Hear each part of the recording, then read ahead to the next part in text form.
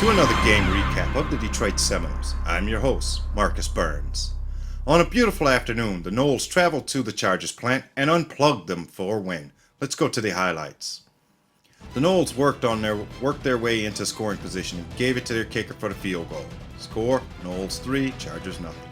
The Chargers, deep in their own territory, tries for a pass, sack, but wait, fumble, Noles recovery.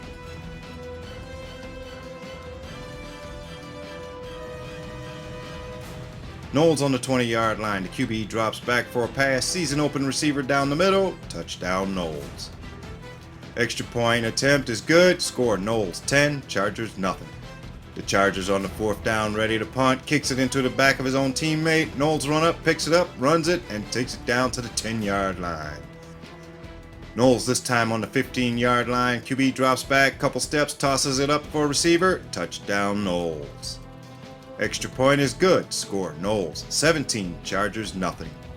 Chargers in the lineup on the 40-yard line. QB drops back, pass intercepted by the Noles. Takes it back for some yardage on the Charger 40.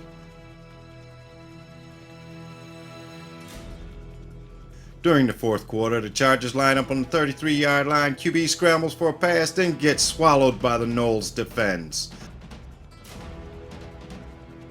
Looks like the Noles took it to him on Saturday. I spoke with Coach Moose, and this is what he had to say about the game. Coach Moose, how does it feel to win in the league today?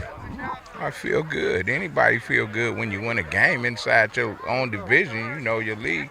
You can't help but feel good. I mean, we still got to put it together. I mean, we still, what I was happy about today was we got 4 penalties in the whole game. 4 penalties. That's a remarkable thing to have 4 penalties during the whole game. So I'm happy about that more than anything. The score, yeah, we could have scored a little bit more.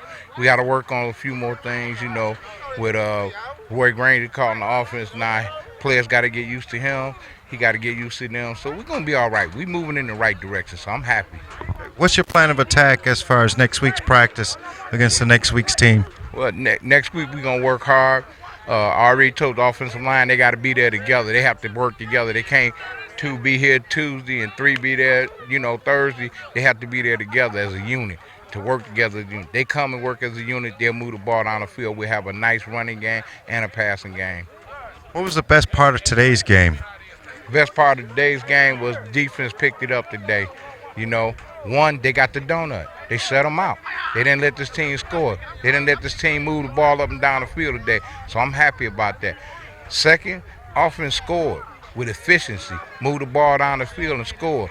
We had a few bumps and bruises here and there, but hey, we scored. I'm happy. I spoke with Coach Hop, and this is what he had to say.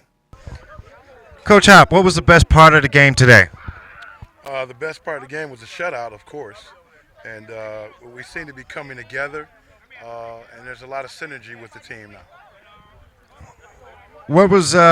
How did you feel with the 2 picks today?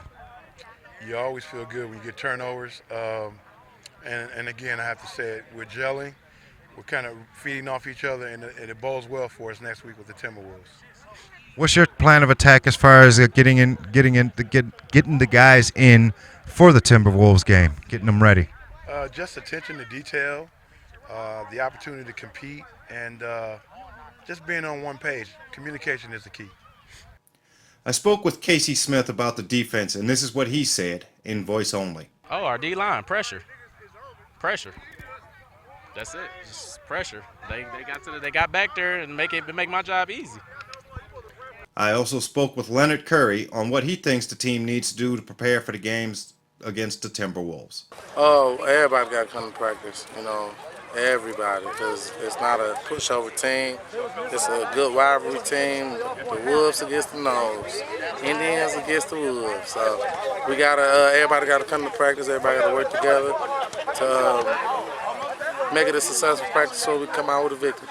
Around the league this week, in the West, the Mustangs win over the Cougars 29-13. The Wolves double up on the Lions 40-18. The Force had their Red Dogs whipping 53-0, while the Havoc kept the Stealth grounded with a score of 38-15. In the East, the Sting edged the Avengers 8-6. The Timberwolves also edged the Hurricanes 20-18. while the Diesels stopped the Fury 20-14, and the Ravens had to bye last week. This week's games are as follows. In the West, the Panthers will go to the Cougar Dome.